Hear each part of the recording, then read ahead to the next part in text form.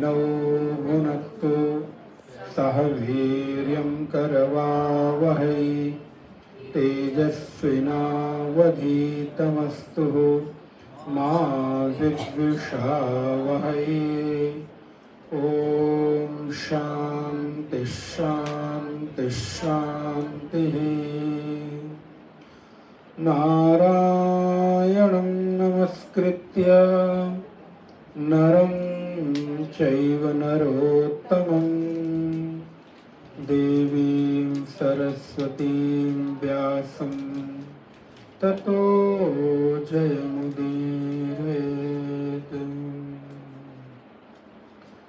सदाशिवसमारम्भां शङ्कराचार्यमध्यमाम् अस्मदाचार्यपर्यन्तां वन्दे गुरुपरम्पराम्। अपने अपने घर की सब काहू को पीर, तुम्हें पीर सब घरन की धन्य धन्य रघुवीर। या अनुरागी चित्त की गति न समझे कोई, जो जो डूबत श्याम रंग त्यों त्यों ज्वल होत। श्री कृष्णचंद्र भगवान की, श्री जगन्नाथ भगवान की, श्री बलभद्र भैया की, श्री सुभद्रा मैया की, श्री विमला देवी की, जगन्नाथ धाम की। नमः पार्वती पतये हर हर नारायण। आइए दो बार भगवान का नाम स्मरण।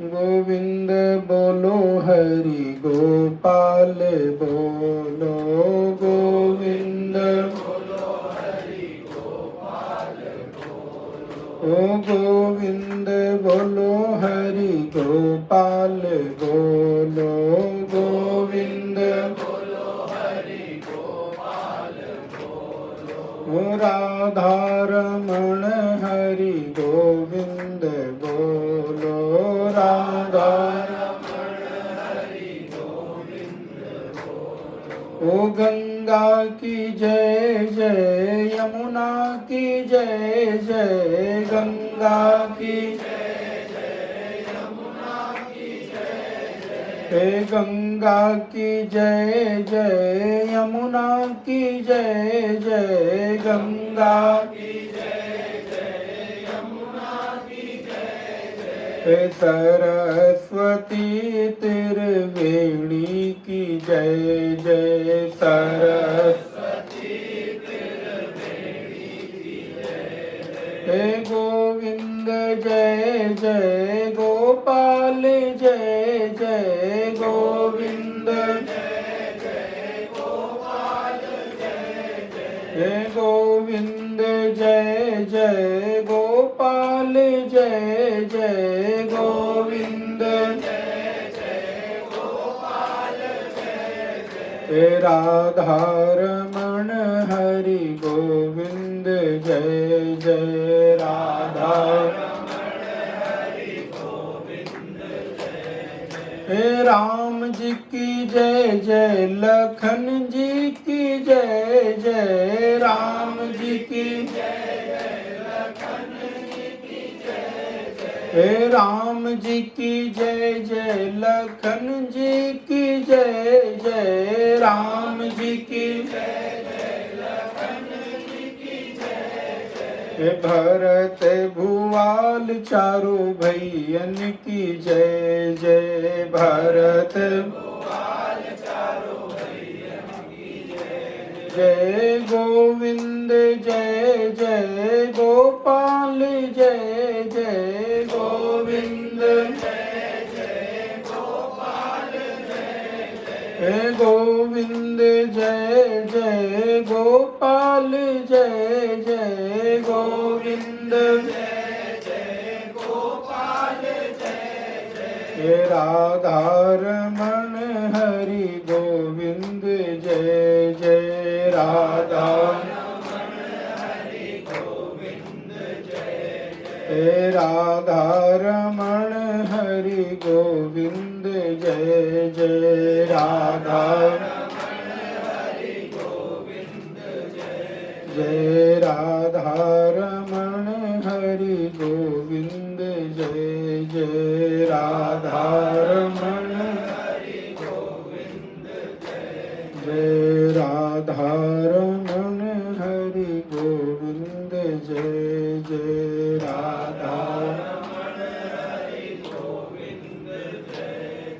श्री सच्चिदानंद भगवान की, भक्तवत्सल भगवान की नारायण। जगत के नाथ जगन्नाथ भगवान की छत्र छाया में हम सब 7 दिवसीय इस आध्यात्मिक साधना शिविर के विभिन्न आयामों में श्री भगवत पाद शंकराचार्य कृत आत्मबोध और श्रीमद् भागवत महापुराण के 11 स्कंद का स्वाध्याय यथा संभव कर रहे हैं। भागवत के अंतर्गत 11 स्कंद मुक्ति स्कंद और मुक्ति स्कंद में 9 योगेश्वर संवाद पर विशेष रूप से हम लोग चर्चा कर रहे हैं, जहां सुदूर देश मिथिला की उस पावन पवित्र धरा में महाराज विदेही राज योगेश्वरों के साथ संवाद कर रहे हैं, योगियों के साथ संवाद कर रहे हैं। हम और आप भी उस चर्चा को भगवान की प्रेरणा से जितना भी संभव हो सकता है देखने का प्रयास कर रहे हैं। 9 योगेश्वरों में पहला प्रश्न कवि नामक योगेश्वर से श्री निमि ने किया, महाराज विदेही ने किया है।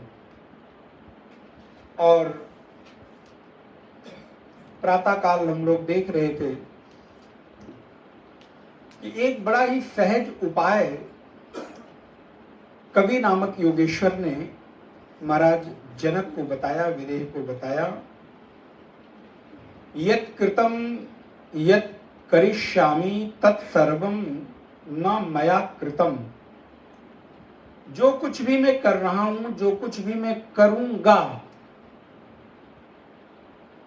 तत्सर्वम न मया कृतम, वो सब कुछ मेरे द्वारा कृत नहीं है। ये इस अध्याय का श्लोक नहीं है, कहीं बाहर का। यत् कृतम यत् करिष्यामि तत्सर्वम न मया कृतम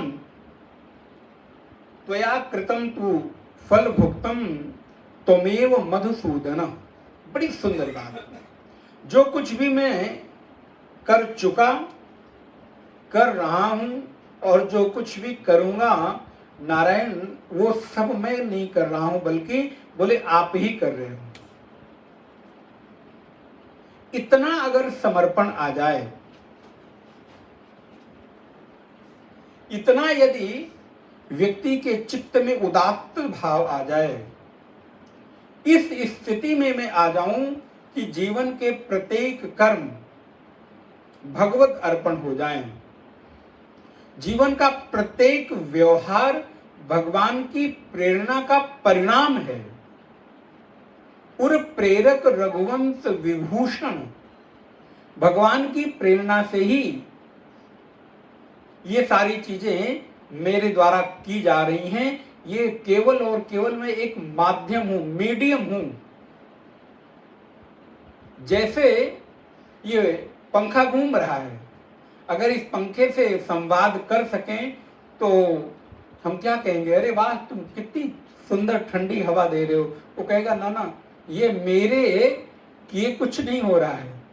मुझ में जब पीछे से करंट प्रवाहित हो रहा है, जो मुझ में उस चेतना को भर रहा है, उस चेतना के परिणाम से मैं घूम रहा हूँ, नाच रहा हूँ, चल रहा हूँ और उससे आपको ठंडी की हवा मिल रही है, तो इसमें मेरा कोई पुरुषार्थ नहीं है। इसमें पुरुषार्थ जो चेतना दिखाई नहीं दे रही है, जो विद्युत दिखाई नहीं दे रही है, उसका है। लेकिन लोग मुझको धन्यवाद दे रहे हैं क्योंकि मीडियम मैं बन रहा हूं। वो एक बड़ा सुंदर पुराना, कई बार कुछ गाने भी बहुत सुंदर संदेश देते हैं। जितनी चाबी भरी राम ने, जितनी चाबी भरी राम ने उतना चले खिलौना। जितनी चाबी उसमें भर दी गई ना, आप देखिए बच्चे घरों में वो लेकर आते हैं जीप, मोटर, कार चलाने के लिए, तो थोड़ी देर जीप चलती है, कार चलती है, उसके बाद फिर वो रुक जाती है। जितनी देर चलती है वो बच्चे खूब प्रसन्न होते हैं, नाचते हैं, गाते हैं, लेकिन जैसे ही रुक जाती है वो मायूस हो जाते हैं। फिर माताएं या आप उसके कोई भाई, पिताजी, जो भी उसको लाड प्यार कर रहे हैं, फिर चाबी भरना उसको सिखाते हैं या चाबी भरते हैं, फिर वो चलता है, फिर वो प्रसन्न हो जाता है। उसको लगता है देखो देखो मोटर चल रही, गाड़ी चल रही, वाहन चल रहा है। लेकिन मालूम नहीं उसको, अभी अबोध है कि ये मोटर में अपनी, कार में अपनी कोई चलने की सामर्थ्य नहीं है। इसकी सामर्थ्य तो चाबी से आई है। जब उसके भीतर चाबी भरी जा रही है तो वो चल रहा है। ठीक इसी प्रकार आप भी एक मीडियम हो, माध्यम हो।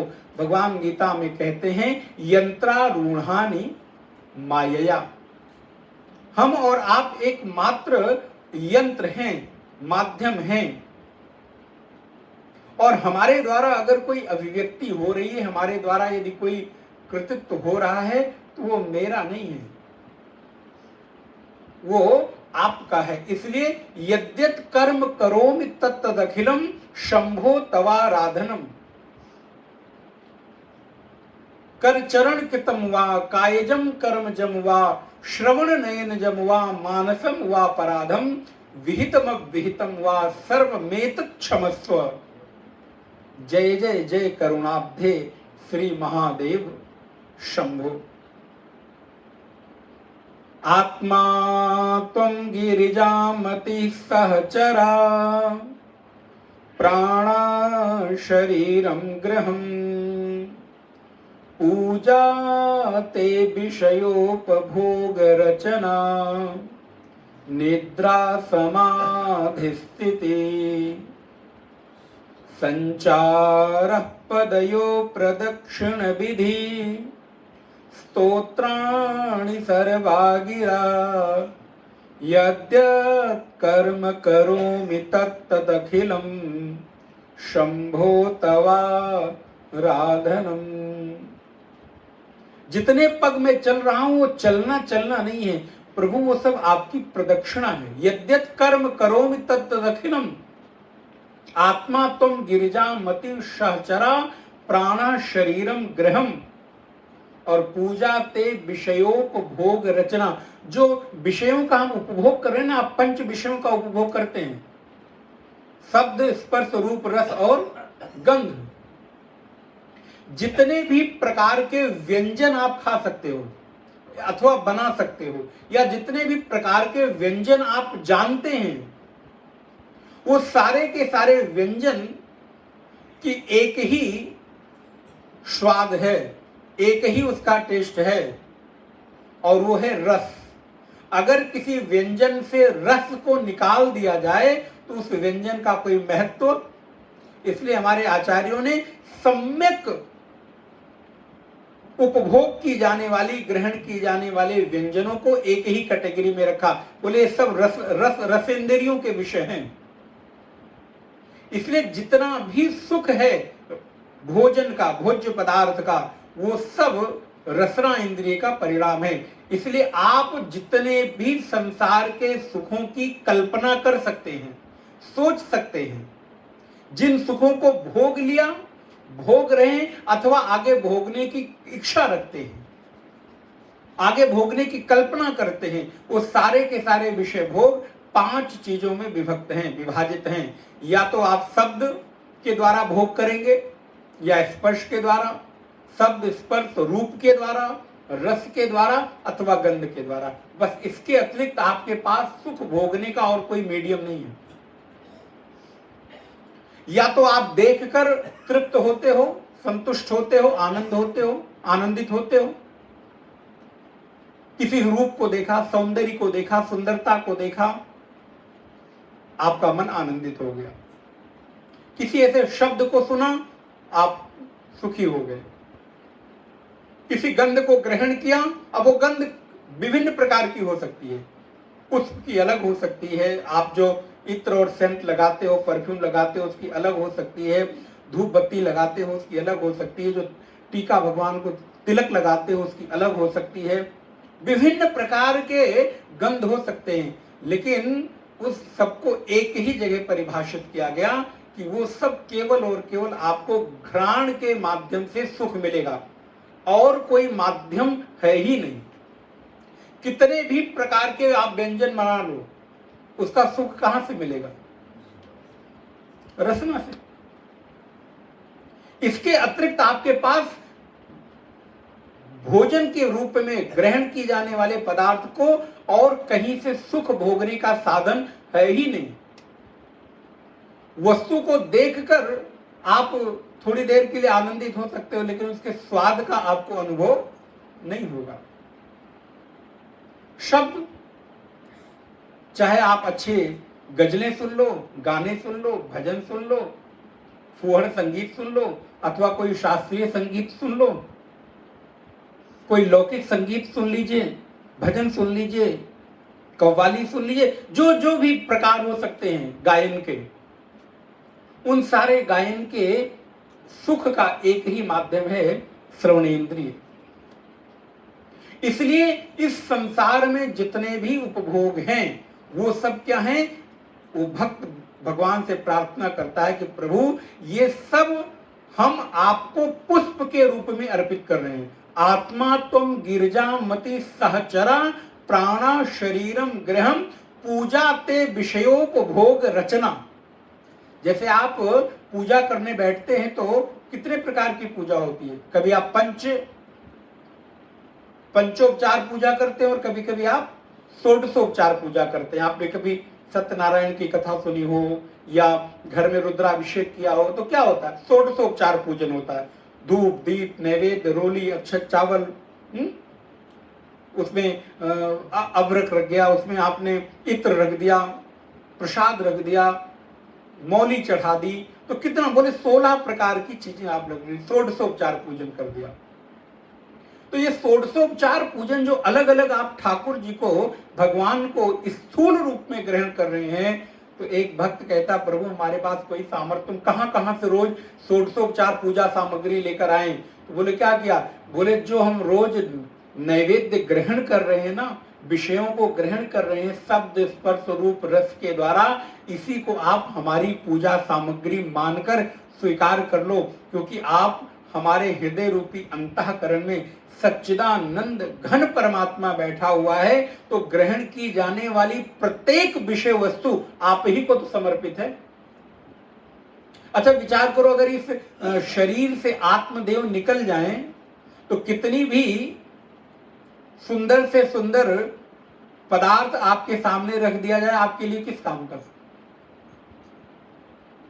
इस शरीर से यदि आत्मदेव एक बार निकल जाए तो आपका कोई प्रिय व्यक्ति आपकी बहुत मनपसंद प्रिय वस्तु बनाकर ले आए और आपको जगाए, उठो जी खाओ, हम आपके लिए मालपुआ बना के लाए हैं, खीर बना के लाए हैं, आपके पसंदीदा हलवा बनाकर लेकर आए हैं, ये सब्जी आपको पसंद थी, ये मैं बनाकर लेकर आई हूं, खाइए। उस व्यक्ति को कोई फर्क?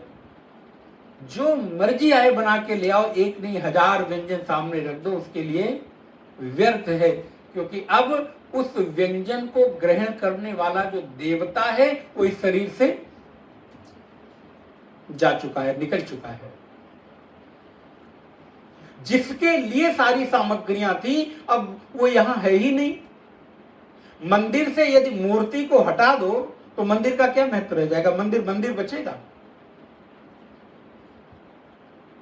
आप अपने घर में भगवान का आवाहन करते हैं, पूजन प्रतिष्ठा करते हैं, और जिस दिन आचार्य जी विसर्जन कर देते हैं उस दिन उस वेदी का कोई महत्व आपने देखा होगा ना। घर में 5 प्रकार की 7 प्रकार की वेदियां बनती हैं, कलश रखे जाते हैं, सप्तघृत मातृका मातृका, विभिन्न प्रकार की वेदियां बनाई जाती हैं, और उन वेदियों पे कलश रखा, कलश के ऊपर आवाहन किया देवताओं का, 5 दिन 7 दिन 9 दिन पूजन किया, और उसके बाद अंतिम दिन आपने विसर्जन कर दिया।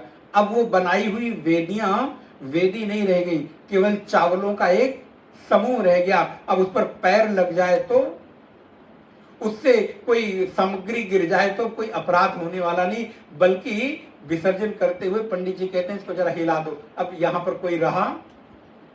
वैसे ही ये शरीर भी, ये देह भी, इस देह में जो देव बैठे हैं ना, आत्मदेव, आपके लिए सारी सामग्रियां तभी उपयोगी हैं जब तक वो आत्मदेव इस शरीर में बैठे हैं। उनके निकल जाने के बाद इस शरीर का कोई महत्व तो नहीं। फिर ऐसा कभी होता है तो आप क्या कहते हैं, अच्छा रखो फोन, अभी मैं किसी मिट्टी में आया हूं। आप क्या कहते हैं? अगर कहीं किसी के यहाँ आपको जाना पड़े ऐसी स्थिति में, तो आप ये नहीं कहते अमुक, बल्कि आप कहते हैं किसी के घर में मिट्टी हो गई, अब मैं मिट्टी में जाना है। जैसे ही आत्मदेव निकले वैसे ही आपका संबोधन स्वयं इस शरीर के लिए बदल गया।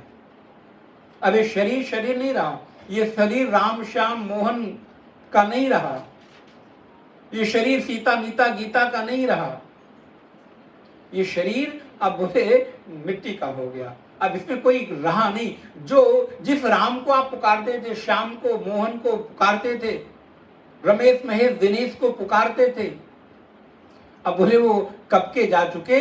अब इस शरीर में वो नहीं रहे जिनके लिए ये शरीर था। इसलिए शरीर शरीर के लिए नहीं है, ये शरीर आत्मदेव के लिए है। बात पकड़ में आए, समझ में आए तो ध्यान दीजिएगा। इस शरीर की भी उपयोगिता तभी तक है जब तक इसमें आपके भीतर आत्मदेव बैठे। इसलिए आत्मा तुम गिरिजा मति सहचरा प्राण शरीरम ग्रहम पूजा ते विषयोपभोग रचना। जितनी भी प्रकार की विषय वस्तुएं हैं, सामग्रियां हैं, सब केवल और केवल हे आत्मदेव आपके लिए हैं। इसलिए जब आप भोजन भी ग्रहण करें ना, मैं खा रहा हूं ये भाव ना रहे, इस शरीर में बैठे हुए आत्मदेव के लिए ये भोग लग रहा है। इसलिए हमारे आचार्यों ने कहा जो भी कुछ खाओ भगवान को अर्पित करके खाओ।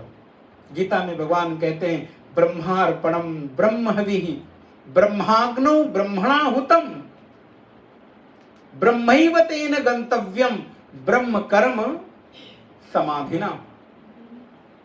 भोजन करने वाला, भोजन की जाने वाली सामग्री, भोजन को बनाने वाला, भोज्य सामग्री, सब कुछ क्या है? बोले सब कुछ हमारे लिए अब आपका ही स्वरूप है। इसलिए मुझे से कोई अपराध नहीं हो रहा है, मैं आपके प्रसाद के रूप में आपको भक्षण कर रहा हूं, ग्रहण कर रहा हूं। और किसके लिए? बोले आपके लिए ही। आप देखिए कितना सुंदर क्लासिकल दृष्टांत है। खा भी रहा हूं आपके लिए, खा भी रहा हूं आपके लिए, जो खा रहा है वो भी आप ही हो, और खा क्यों रहे हो? बोले आपके लिए। आप विचार करके देखिए। इसलिए यत् करोषि यदश नासी, जो कुछ कर रहा हूं, जो कुछ करूंगा, यत् कृतम यत् करिष्यामि तत्सर्वम न मया कृतम, वो सब आपके लिए, मेरे द्वारा कुछ नहीं हो रहा। ये एक भक्त की गहन उपासना का परिणाम है। एक दिन में घटित नहीं होगा मेरे भाई बहन, ध्यान रखिएगा। ये सतत साधना का हिस्सा है, एक दिन में नहीं होगा। जो कुछ है प्रभु आपके द्वारा आपके लिए मैं कर रहा हूं, वो भी माध्यम केवल मैं हूं, मेरा कोई अपना पुरुषार्थ नहीं है। फिर बोले त्वया कृतम न फल भुग, मैं तो केवल उन कार्यों को करने का एक माध्यम बनता हूं। त्वमेव मधुसूदन, हे मधुसूदन, ये सब कुछ आपके लिए ही है। इसलिए ये जब उदात्त भाव आ जाए कि सब कुछ आपका ही है, नित्य गाते हो आप, नित्य सुनते हो कि तेरा तुझको अर्पण, लेकिन ये शब्द भर है, ये रट गया है।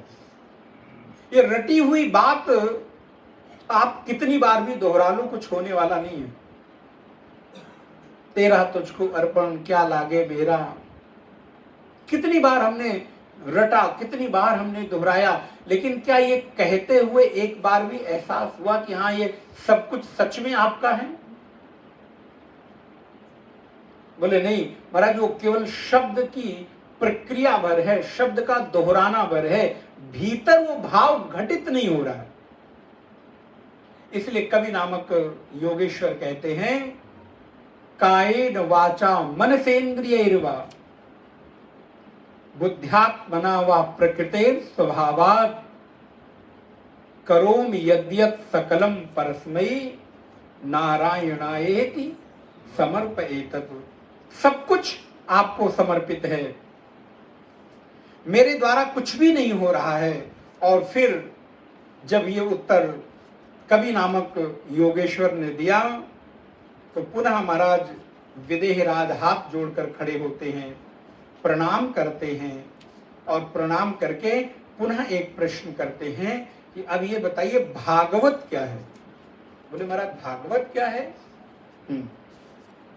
क्योंकि मैं ये जानना चाहता हूं कि सब कुछ परमात्मा को अर्पित कर दूं, लेकिन किस परमात्मा को अर्पित करूं ये तो बताओ। जैसे हम ध्यान करते हैं तो आजकल प्रायः सब लोग ध्यान करते ही हैं, करना भी चाहिए, लेकिन किसका ध्यान करते हैं? कभी विचार आया ध्यान का विषय कौन है? वैसे मैं पूजा तो करता हूं, लेकिन किसकी पूजा? मेरी पूजा के द्वारा, मेरी पूजा में समर्पित की जाने वाली वस्तुएं किसको चढ़ रही हैं? कौन उसको स्वीकार कर रहा है? तो नारायण श्लोक नंबर 44 में 11वें स्कंद के दूसरे अध्याय का 44 नंबर श्लोक, महाराज जनक कहते हैं, राजोवाच अत भागवतम ब्रूतः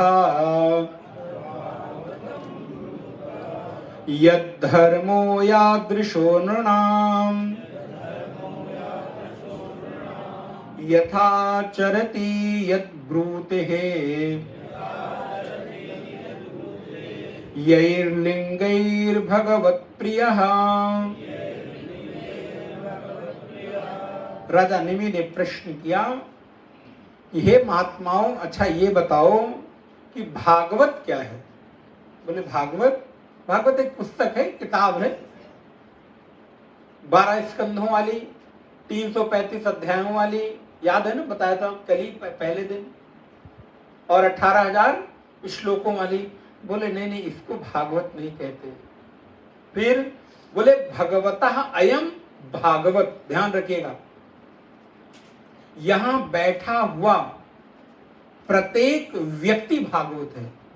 बोले महाराज व्यक्ति भागवत है? अभी तक तो हम भागवत को सुनते रहे 7 दिन की कथा में, वही भागवत है, ग्रंथ केवल भागवत है। बोले नहीं, भगवतः अयम भागवत, बहुत सुंदर दृष्टांत है। जो भगवान का हो गया वो बोल सकते हैं आप। बोले महाराज अभी हुए नहीं तो हम क्यों बोले, झूठ थोड़ा बोलते हैं। अच्छा नहीं हुए फिर भी बोल दीजिए, ये प्रैक्टिस में रहेगा तो एक दिन नहीं हुए हैं तो कम से कम हो जाएंगे, ये भी एक अभ्यास है। भगवता अयम, जो जो भगवान का है वो सब भागवत है। तो इस दृष्टि से व्यक्ति भी भागवत है, भक्त भी भागवत है, ग्रंथ भी भागवत है, कोई स्थान भी भागवत है, कोई परिस्थिति भी भागवत हो सकती है। अब आप देखिए भागवत के का विस्तार कितना होता चला जा रहा है। अभी तक हमारी दृष्टि में भागवत का तात्पर्य ग्रंथ तक सीमित था। ना ना, वो प्रत्येक व्यक्ति भागवत है जो भगवान का है। अब अगर आप अपने को भगवान का मानते हैं तो फिर आप भी, ये इतनी सुंदर परिभाषा है कि आनंद आ जाता है कि हमारी दृष्टि कितनी व्यापक होनी चाहिए। अगर कोई वस्तु भगवान के निमित्त हम लेकर आते हैं तो वे वस्तु वस्तु नहीं रह गई, बल्कि भागवत हो गई, क्योंकि वो मेरी नहीं है, भगवान की है। इसलिए एक परिभाषा बनी, जो जो भगवान का है वो भागवत है। व्यक्ति, वस्तु, परिस्थिति, स्थान, काल, यदि जिस काल में आप भगवान के हैं ना, वो काल भी भागवत है। वो काल सामान्य नहीं है, वो समय सामान्य नहीं है। तो महाराज निमि कहते हैं, अत भागवतम ब्रूता यद धर्मो या दृशो नृणाम। हे महात्माओं, कृपा करके बताओ भागवत क्या है, और भागवतों में सब मनुष्य जो भक्त हैं वो किस धर्म का पालन करते हैं। देखिए, इसलिए धर्म के नाम पर लड़ने वाले लोग जरा थोड़ा विस्तार, व्यापक दृष्टि लेकर आए तो धर्म का झंडा ऊंचा करने भर से केवल धर्म प्रतिष्ठित नहीं होता है। वो आपकी एक कोई महत्वाकांक्षा पूरी करने का एक माध्यम बन सकता है, लेकिन धर्म बड़ी व्यापक चीज है। धर्म को समझने के लिए आपको शास्त्र और संत की शरण में जाना होगा। महाराज राजा जनक पूछते हैं, सब मनुष्य और उन मनुष्यों में जो भक्त हैं वो किस धर्म का पालन करते हैं। अब वो चंदन लगाते हैं कि नहीं, चंदन लगाते हैं तो हिंदू है, नहीं तो वो हिंदू नहीं है। तो आपके धर्म की परिभाषा से कोई धार्मिक है कि नहीं है, ये परिभाषित नहीं हो सकता है। झंडा ऊंचा करके अगर हम चल रहे हैं तो आप बड़े धार्मिक हो गए, हिंदुत्व का प्रतिनिधित्व करने लगे, ये तो ठीक है, राजनीतिक लाभ आपको कुछ मिल सकता है, सामाजिक लाभ आपको मिल सकता है, लेकिन हृदय में मिलने वाला जो आनंद है उससे आप वंचित रह जाएंगे। अवधि में एक शब्द है, छूछे रह जाएंगे, आप खाली रह जाएंगे, उसकी अनुभूति आपके हृदय में नहीं होगी। तो कौन से धर्म का पालन करता है, यथाचरति, कैसा आचरण करता है, यद ब्रूते यैर लिंगई ही, उसका लिंग क्या है, अर्थात उसका चिन्ह क्या है, उसका प्रतीक क्या है। क्या वो बड़ी बड़ी मोटी मालाएं पहन लेता है तो वो भक्त हो गया, बड़े चमकीले कपड़े पहन लिए तो भक्त हो गया, बड़े लंबे बाल कर लिए, दाढ़ी बढ़ा ली तो भक्त हो गया, बड़ा सा टीका लगा लिया तो भक्त हो गया। क्या ये बाह्य लिंग, बाह्य प्रतीक भक्त होने के लक्षण हैं? बोले नहीं नहीं, ये बाह्य लिंग उसको सहयोग कर सकते हैं, थोड़ा उसको लाभ दे सकते हैं, लेकिन कब? बोले जब तक भीतर भक्ति नहीं होगी, ये बाह्य लिंग धारण करने से, बाह्य चिन्ह धारण करने से उसको कुछ बहुत ज्यादा लाभ नहीं होने वाला है। 12वीं पास करके, इंटर पास करके मेडिकल में पढ़ाई करने के लिए जैसे ही एडमिशन लिया MBBS में कोई बालक, कोई बालिका, तो एडमिशन लेते ही क्या हुआ, कॉलेज वालों ने पहले ही दिन उसको सफेद कोट और गले में आला लटका दिया। क्या डॉक्टर हो गया?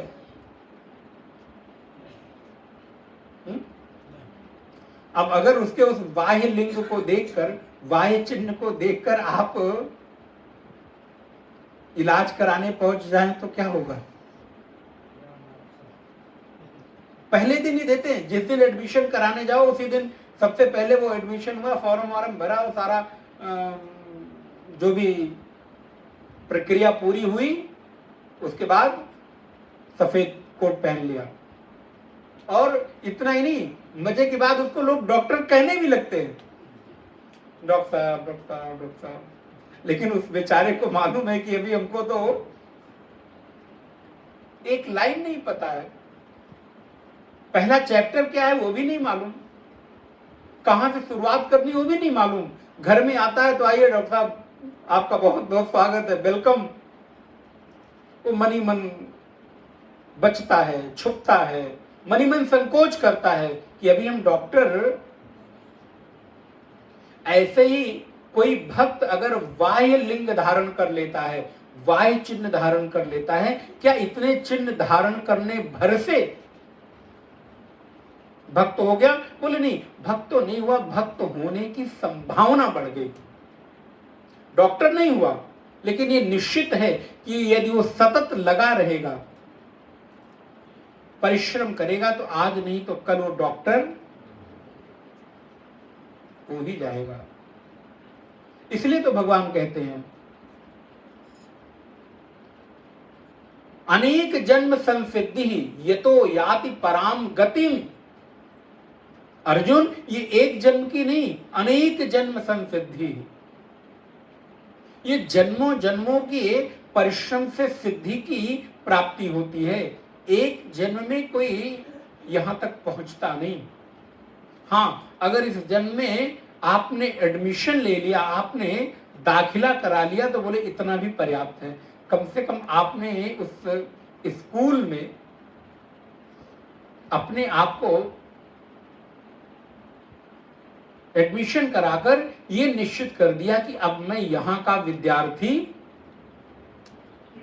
और मेरे भाई बहन, इस जीवन में केवल आप परमार्थ पथ के विद्यार्थी भी बन जाएं,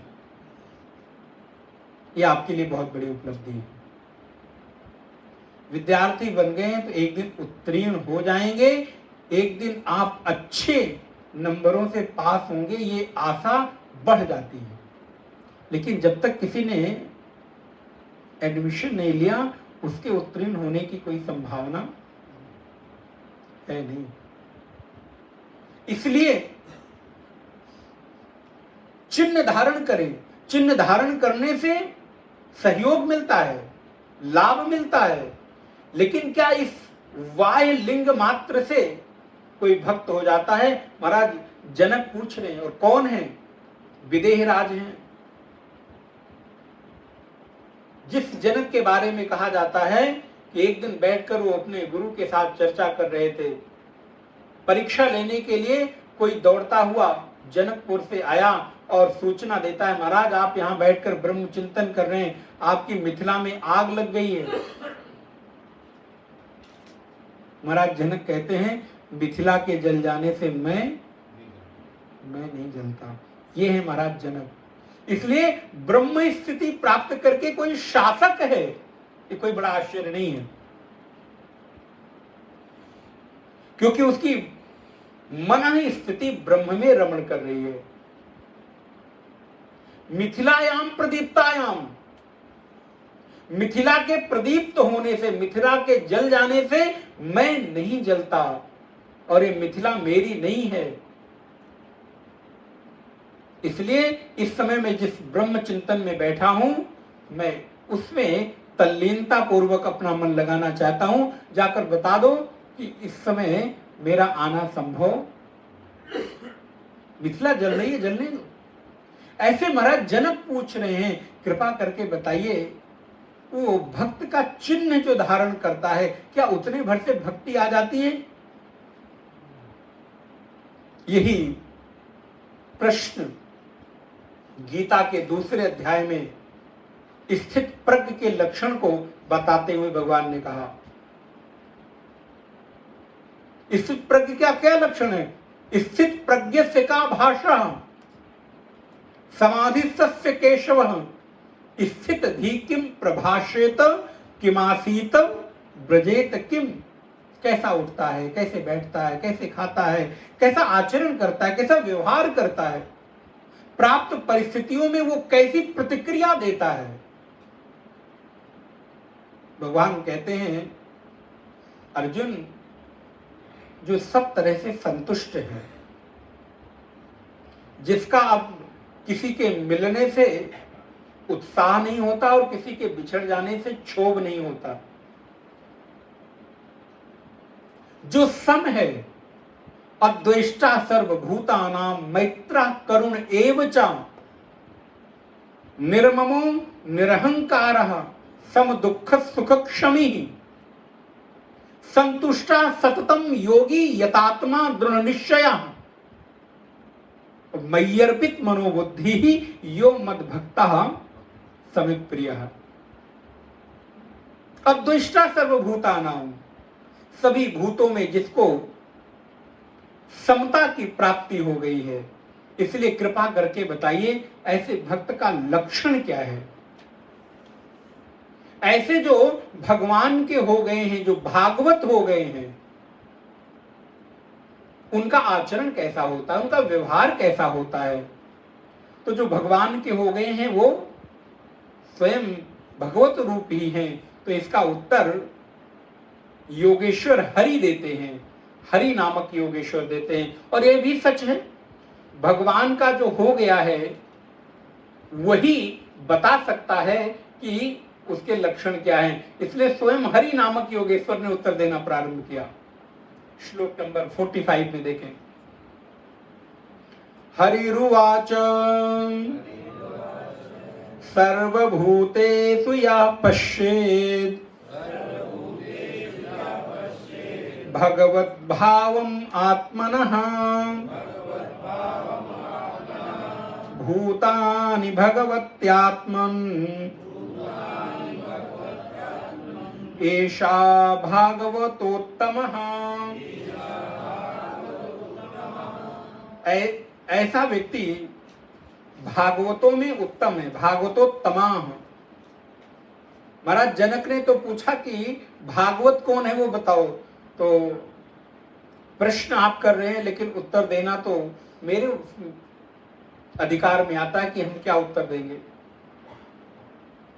इसलिए हरि नामक योगेश्वर ने महाराज जनक को पूर्ण अधिकारी मानकर भागवत नहीं, पहले बताते भागवतों में उत्तम कौन है। सर्वभूतेषु यः पश्येत्, जो सभी भूतों में भगवत भावम आत्मनः, सभी भूतों में जिनका भगवत भाव है, जो सभी में एकमात्र उस परमात्मा को देखते हैं, सभी भूतों में आत्मा को देखते हैं और आत्मा में सभी भूतों को देखते हैं। और भूतानि भगवत्तेर आत्मन्येषः भागवतोत्तमाः, इसलिए सारी की सारी सृष्टि परमात्मा से है और परमात्मा सृष्टि के प्रत्येक कण में है। कण रूप परमात्मा सर्वव्यापक है, हरि व्यापक सर्वत्र समाना, समान रूप से व्यापक है। और अगर वो समान रूप से हर जगह व्याप्त न हो तो कहीं से भी प्रकट नहीं हो सकता, कहीं से वही प्रकट हो सकता है जो सब जगह हो। उसी को किसी भी प्रकार का आकार दे सकते हो जिसका कोई आकार न हो। कोई स्वर्णकार किसी सोने में आकार तभी दे सकता है कि जब तक उस सोने में कोई आकार न हो। सोने से आभूषण बनाए जा सकते हैं, आभूषण से आभूषण नहीं बनाया जा सकता। अगर आभूषण से आभूषण बनाया जाना है तो सबसे पहले उस आभूषण को सोना बनाना होगा, अर्थात उस आभूषण के नाम और रूप को गलाकर सोना बनाया जाता है। किसी स्वर्णकार के पास आप अपनी माला, अपनी अंगूठी, अपनी करधन, अपना पायजेब, अपने कान का, नाक का कुछ भी आप स्वर्ण में लेकर गए तो सबसे पहले वो आपके आभूषण को देखकर उसका वजन करके आपको रेट नहीं बताता है। वो ये देखता है कि आपके आभूषण में सोना कितना है, स्वर्ण कितना है। आपने कान में बहुत सुंदर आभूषण पहन रखा है, जिस समय आपने लिया था उस समय बहुत सुंदर था, बहुत महंगा था, लेकिन जब आप देने जाते हैं तो प्रायः सबकी शिकायत होती है कि हम जितने में खरीदे थे उतने में,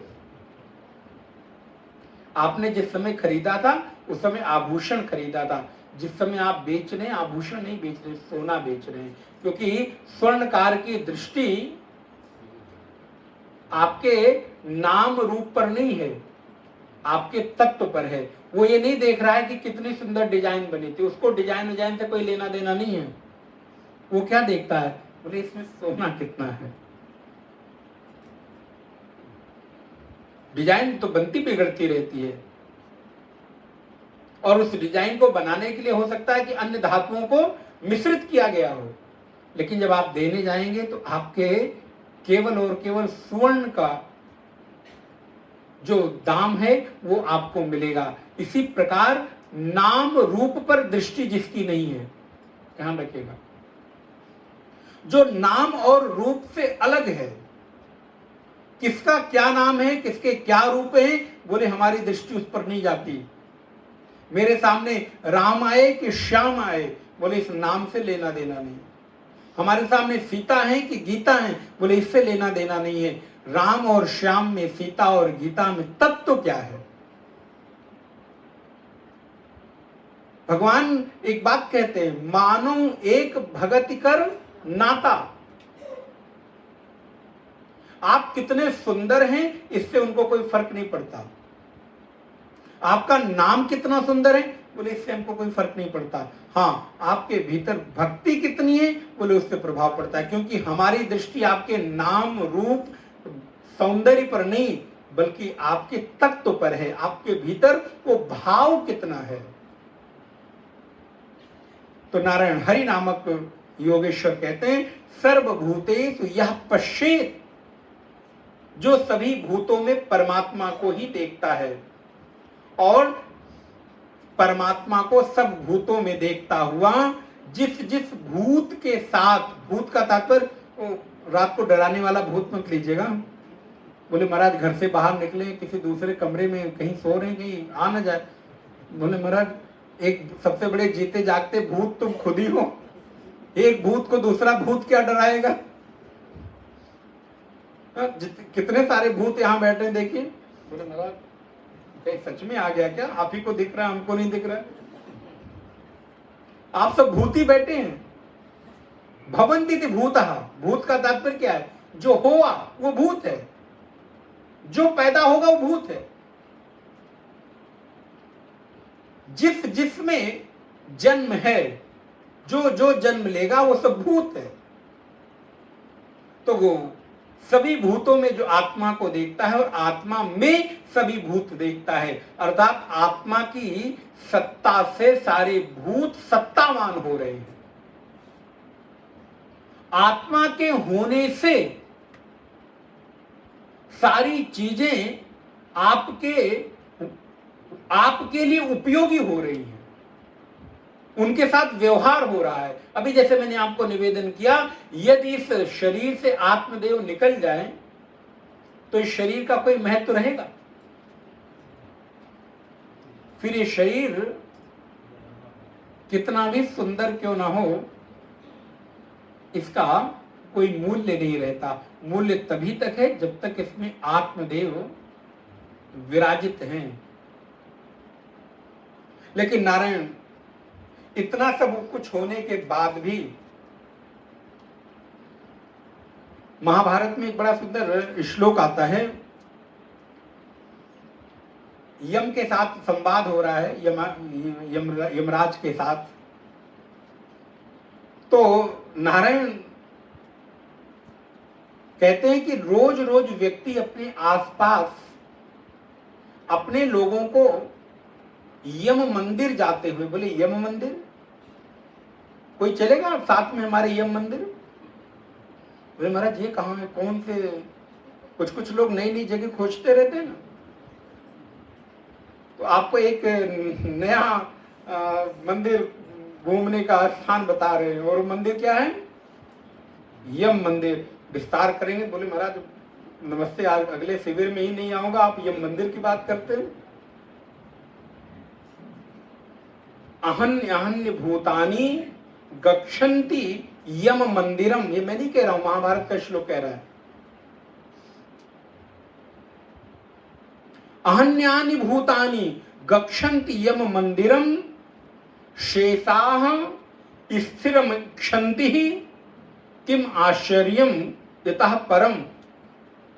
बोले ये बताओ इस संसार में इससे बड़ा आश्चर्य क्या होगा कि अपने आसपास लोग यम मंदिर में जाते हुए लोगों को देखकर भी जो बचे हुए लोग हैं वो ये सोचते हैं कि अभी मुझे यम मंदिर जाने का बहुत देर है।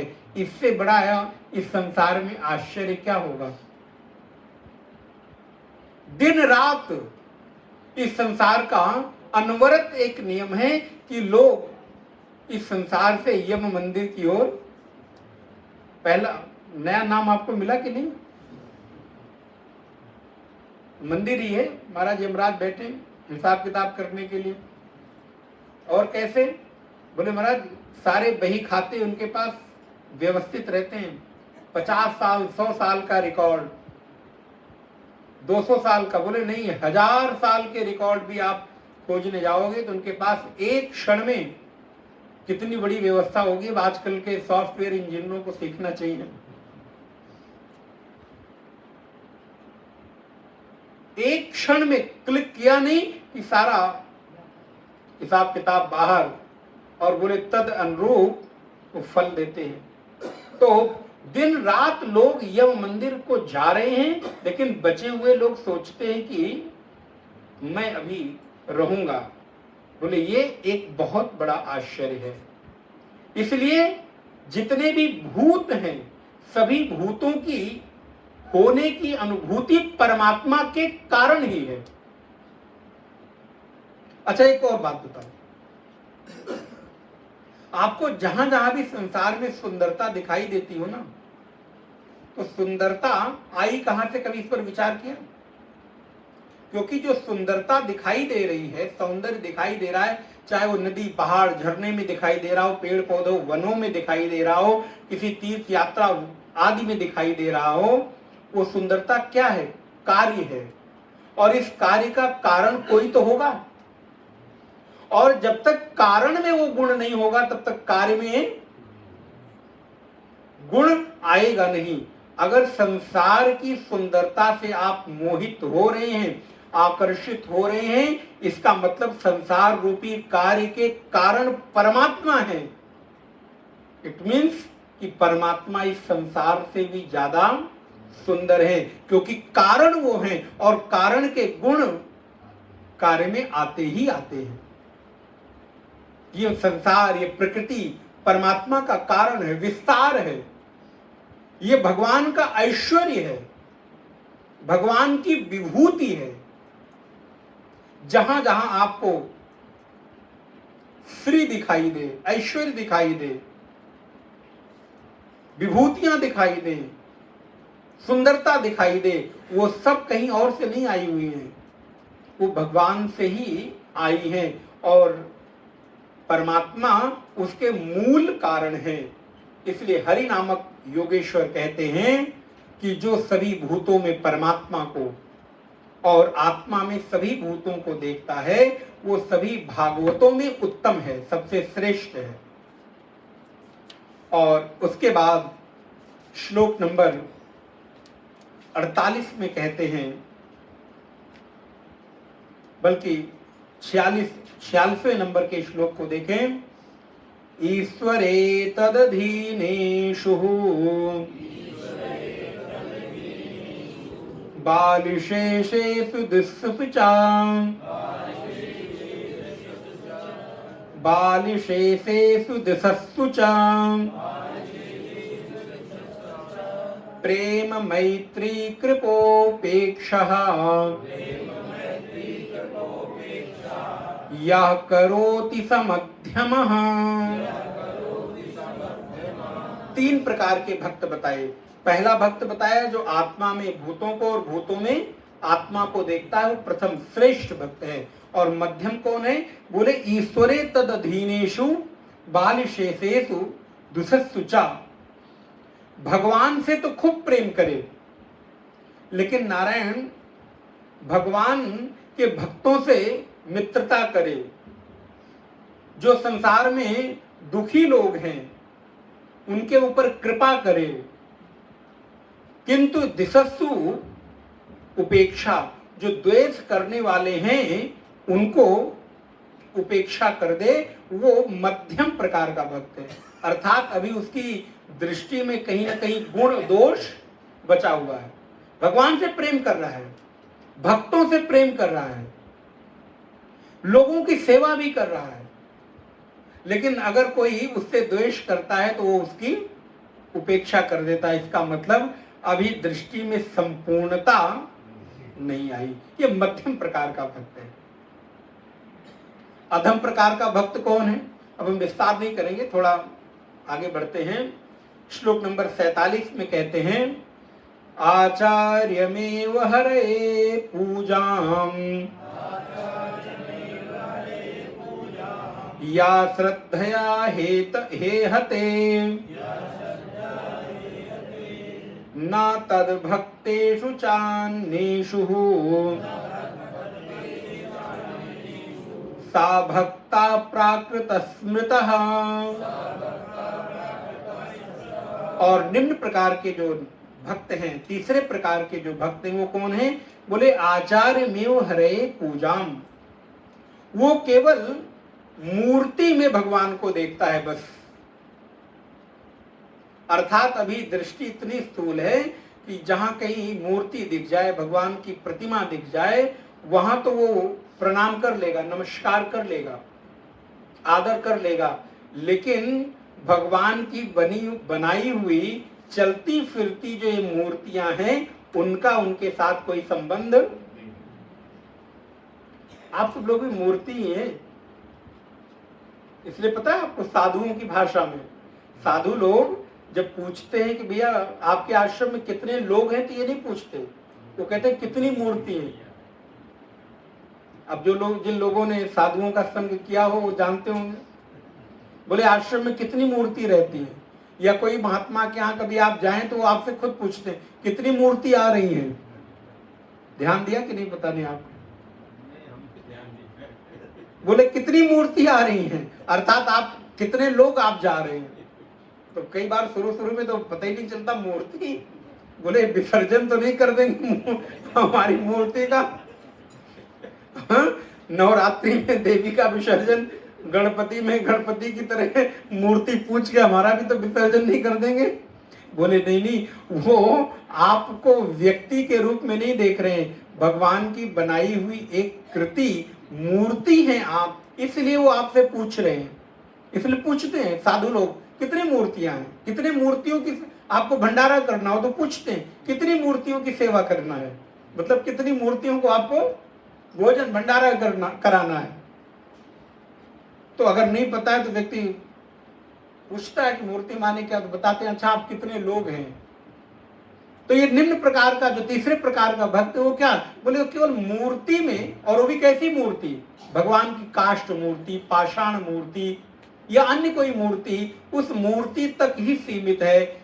पूजाम या श्रद्धेते न तद भक्तेषु, उसको भक्तों से भी कोई काम। बोले महाराज बहुत दूर रहते हैं, आजकल सब पाखंडी हो गए। आप लोग ऐसे लोगों को कहते हुए सुनेंगे, ये सब महाराज सब आडंबर हो गया, दिखावा हो गया, पाखंड हो गया।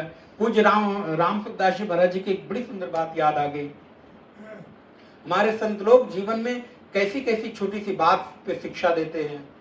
एक बार कोई सेठ जी, फिर वही सेठ जी याद आ गया, तब क्या करें, बचपन में पढ़ा वही है। एक कोई अच्छे व्यक्ति उनके पास गए। अब हम लोगों की कहानियां, कथाएं तो उसी के इर्द गिर्द घूमती हैं। तो महाराज बड़े अच्छे धनाढ्य व्यक्ति गए, तो कुछ दान करना होगा। तो व्यक्ति को जब कुछ दान करना होता है तो हम लोगों से पूछता ही है कहाँ करें, कैसे करें, कितना करें। तो लेकिन उनको एक बड़ी पीड़ा हुई। बोले महाराज हमें कुछ दान करना है, लेकिन आजकल कोई साधु नहीं दिखाई देते, कोई साधु रहा ही नहीं, सब केवल वस्त्र पहन के घूम रहे हैं, किसी में कोई साधुता नहीं दिखाई देती। तो थोड़ी देर मौन रहे। उसके बाद उन बड़े प्रेम से उन सज्जन को, उन धनाढ्य व्यक्ति को निवेदन किया, चाहते क्या हो तुम, क्या तुम्हारा भाव क्या है। कई बार कुछ क्रोध तो आता है ऐसी बातें सुन के, लेकिन फिर उसको अपने आप को रोक करके बड़े प्यार से बोलना पड़ता है। हम लोग बड़ी शिक्षा आप लोग देते हैं, सीखना पड़ता है रोज। कभी कभी कुछ कहते हुए भी अपने आप को, भाई एक ही बात को बताई जा रही है, समझाया जा रहा है, फिर भी वही, लेकिन फिर भी कोई बात नहीं, व्यवहार का निर्माण। तो महाराज ने कहा, जब तुम चाहते क्या हो। बोले मैं कुछ सेवा करना चाहता हूं। तो बोले सेवा करने के लिए पहले तुम साधुओं को बनाओगे तब सेवा करोगे। अभी तुम्हें अगर कुछ वस्त्र पहने हुए साधु भी दिख रहे हैं तो तुम्हें मौका है, अभी उन्हीं की सेवा कर लो। आने वाले समय में तुम्हें वस्त्र पहने हुए नाम मात्र के भी महात्मा नहीं दिखाई देंगे। ये पूज्य राम सुखदास जी महाराज जी की वाणी है। बोले अभी तो तुम्हें कम से कम वस्त्र पहने हुए लोग भी तो दिखाई दे रहे हैं, और आप स्वयं देख लीजिए कितने महात्मा पहले के समय में भिक्षाटन करने के लिए आपके द्वार द्वार पूरी की पूरी जमात चलती थी। 100 50 महात्मा एक एक आश्रम में रहते थे। अब आप चले जाइए, सारे के सारे आश्रम खाली हैं, कहीं कोई महात्मा रहने वाला इक्के दुक्के 1 लोग 2 लोग 4 लोग हैं। और एक और बात मैं आपको बताऊं, जब कभी आपको कुछ देने का मौका मिले तो उसका उपयोग कर लीजिए, क्योंकि कभी कभी आप देना चाहते हैं लेकिन लेने वाला कोई नहीं होता। आप कई बार विचार करके देखिएगा, आपकी इच्छा है कि मैं किसी तिथि पर, किसी अच्छे मुहूर्त पर अथवा किसी भी दिन कुछ दान करूं, किसको करूं पता ही नहीं चल रहा है, कोई मिल ही नहीं रहा है कि जिसको मैं। कितने ऐसे लोग पूछते हैं कि मैं कुछ सेवा करना चाहता हूं, कोई मिल नहीं रहा है। इसलिए जब अवसर मिले तो उसका लाभ लेना चाहिए। श्री हरि नामक योगेश्वर कहते हैं, जो लोग केवल मूर्ति में भगवान को देखते हैं लेकिन उसके अतिरिक्त अन्य कहीं उनको श्रद्धा नहीं होती, न तद भक्तेषु न च अन्येषु, मूर्ति के अतिरिक्त भक्त में और अन्य लोगों में सा भक्ता प्राकृतः, वो भक्त प्राकृत है, अर्थात बहुत ही सामान्य है। अभी उनकी दृष्टि बहुत स्थूल है। अभी उनकी दृष्टि में केवल और केवल मंदिर तक ही, उनकी दृष्टि केवल और केवल पाषाण काष्ठ प्रतिमा तक ही स्थित है। इसके अतिरिक्त वो अभी भगवान को और कहीं देखते नहीं, मंदिर तक सीमित हैं।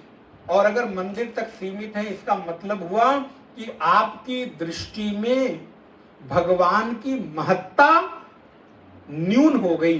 जो सर्वव्यापक है उसको आपने सीमित कर दिया, कहां तक? मंदिर तक। तो ये आपने भगवान का सम्मान किया कि किसी की महिमा बढ़ाई कि घटाई? जो सर्वव्यापक है, सर्व अंतर्यामी है, कण कण की सत्ता में जिसकी उपस्थिति व्याप्त है, उसको आपने एक मंदिर मात्र तक सीमित कर दिया। हां, मंदिर एक माध्यम है, मंदिर में भी है, केवल मंदिर में ही। ये बात अगर समझ में आ जाए तो चित्त व्यथित नहीं होगा। आप यहां आए हैं, जगन्नाथ प्रभु हर जगह व्याप्त है, मंदिर में ही है, बस ये दृष्टि थोड़ा सा व्यापक हो कि वहां है, लेकिन वहां के अतिरिक्त भी हर जगह भर रहिया मेरा साइया, भर रहिया भरपूर। वो मेरा जो साईं है हर जगह भरपूर भरा हुआ है। आपे रसिया, आप रस, आपे रसनहार। बोले आप ही तो चारों तरफ व्याप्त हो, आपके अतिरिक्त तो अन्य कोई सत्ता दिखाई नहीं देती। जब ये दृष्टि व्यापक होने लगे तब आत्मनेवा आत्मनः, वो आत्मा में सभी भूतों को देखता है। नारायण श्लोक नंबर 48 में कहते हैं उस श्रेष्ठ भक्त में भी दो प्रकार के भक्त हैं। बोले महाराज भक्तों में भक्त, बोले हाँ, ये सब स्थिति है। कैसी? बोले एक सगुण और एक निर्गुण। सगुण और निर्गुण, गुण का तात्पर्य होता है रस्सी। सगुण बोले जो बंधा हुआ है गुणों से, रस्सी से, और निर्गुण बोले जो छूट गया है, जिसका बंधन टूट गया है। तो जो केवल और केवल परमात्मा को एक जगह बांध कर नहीं देखता वो निर्गुण है। इसमें आप लोग बहुत कंफ्यूज रहते हैं कि मैं सगुण हूं कि निर्गुण हूं, किसकी भक्ति करूं। आप देखिए, स्पष्ट कर लीजिए, जो केवल अपने परमात्मा को एक जगह बांध कर देख रहा है, तो आप अपने परमात्मा के, अपनी आराध्य की महिमा को घटा रहे हो, बढ़ा। जो सर्व जगह है उसको आपने एक जगह सीमित कर दिया। और निर्गुण बोले जो कहीं बना नहीं है, उन्मुक्त है, उसको किसी एक वस्तु, व्यक्ति, परिस्थिति से बांध कर नहीं देख सकते। जो सत्ता कण कण में व्याप्त है उसको बांधना, हाँ, कभी कभी सो केवल भक्तन हित लागी, भक्तों के हित के लिए वो एक देश में, एक काल में, एक स्थान में प्रकट हो जाता है। उसी को हम अवतार कहते हैं। जो सर्वव्यापक है वो जब कभी किसी स्थान विशेष में प्रकट हो जाए, किसी काल विशेष में प्रकट हो जाए, तो उसी को अवतार कहते हैं। चाहे वो राम जी का हो, कृष्ण जी का हो, शिव जी का हो, जगन्नाथ जी का हो, हनुमान जी का हो, या अन्य कोई देवता हो। वो सर्वव्यापक सत्ता जब एक जगह, एक देश, एक काल में आकर व्यक्त हो जाए, अभिव्यक्त हो जाए, तो उसी को हम अवतार की संज्ञा में रखते हैं। इसलिए हरि नामक योगेश्वर कहते हैं एक सगुण और एक निर्गुण, इस प्रकार के भक्त पाए जाते हैं। लेकिन जो श्रेष्ठ हैं उनको किसी से कोई मतलब नहीं। बड़ी सुंदर बात कही, तेरे भावे जो करो भलो बुरो संसार, नारायण तू बैठकर अपनो भवन बुहार। दुनिया में कब, कहां, क्या, कैसे हो रहा है, कितनी जानकारी रखोगे? अच्छा, किस किस के बारे में, कितना, कब तक? आज तक इतनी इंफॉर्मेशन इकट्ठा कर लेने के बाद चित्त नहीं भरा, 10, 20, 50 की और एकत्रित हो जाएगी तो क्या हो जाए? इसलिए तेरे भावे जो करे भलो बुरो। कबीरा खड़ा बाजार में सबकी मांगे खैर, ना काहू से दोस्ती ना काहू से बैर। भलो बुरो संसार, संसार में हर तरह के लोग हैं, लेकिन सजग कौन है, चतुर कौन है, चालाक कौन है? बोले जो इस संसार में रहते हुए अपने अनुकूल व्यवहार को, आचरण को करके अपने लक्ष्य की ओर बढ़ जाता है। वो संसार के बहुत ज्यादा काम क्रोध की चीजों में, बहुत ज्यादा अच्छे बुरे में बहुत उलझता नहीं, क्योंकि उलझोगे तो उलझते ही चले जाओगे। ये संसार पता है कैसे? केले के पत्ते के जैसा, केले का जैसा पेड़ देखा होगा ना आपने। केले का पेड़ कैसा होता है? बोले पत्ते के ऊपर पत्ता। एक्चुअल में पेड़ खोजने जाओगे तो वहां कोई पेड़ नाम की चीज, पत्तों के ऊपर पत्ते लगे हुए हैं और एक पेड़ खड़ा हो गया। एक पत्ता निकाला, बोले फिर एक पत्ता निकालो, फिर पेड़ और पतला हो गया। एक पत्ता निकालो, पता चला पत्ते निकालते चले गए और पेड़ खत्म हो गया। पेड़ मिला ही नहीं, पेड़ जैसी कोई चीज है ही नहीं। ठीक इसी तरह इस संसार में यदि खोजने जाओगे तो हर व्यक्ति में कोई न कोई गुण और दोष दिखाई देगा। बड़ी अच्छी बात है। यदि किसी को आप बहुत निकटता से चाहते हो तो उसको बहुत निकटता से देखो मत, चाहो ही, क्योंकि अगर यदि उसको बहुत निकटता से देखोगे तो हो सकता है कोई ऐसा दोष दिख जाए जिससे आपकी दृष्टि दूषित हो जाए। और किसी से अगर आपको घृणा हो, दूरी हो, तो थोड़ा उसको निकटता से देख लो, हो सकता है कि उसको देखकर कोई अच्छाई, तो आपका जो द्वेष है, घृणा है, वो दूर हो जाएगी। लेकिन सजग, चतुर, विवेकी कौन है? बोले नारायण तू बैठकर अपनो भवन गुहार। भैया अपना भवन, अपना हृदय साफ हो जाए, बाकी तो फिर संसार की रीति है, चलती ही रहेगी। समय है, चलता रहता है, बीत जाता है। 1 घंटे, सवा घंटे बीत गए। बीते कि नहीं? बोले महाराज बहुत थक गए हैं, आज मंदिर से दर्शन करके आए तो जल्दी से विश्राम। बिल्कुल 2 बार भगवान का नाम संकीर्तन, और कल प्रातःकाल आप लोग तैयारी के साथ यहाँ मिलेंगे।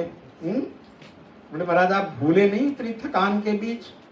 हम कैसे भूल सकते हैं, हम आपके इतने बड़े हितैषी हैं, तो भूल कैसे सकते हैं? 2 बार भगवान का नाम स्मरण।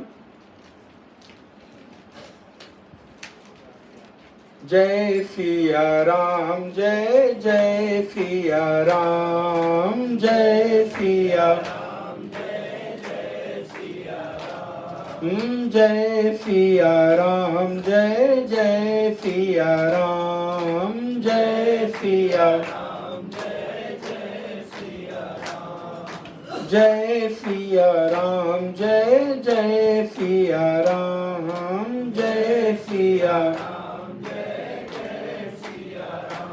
जय सिया राम, जय जय सिया राम, जय सिया राम, जय जय सिया राम। ओम पूर्णमदः पूर्णमिदं पूर्णात् पूर्णमुदच्यते पूर्णस्य पूर्णमादाय पूर्णमेवावशिष्यते।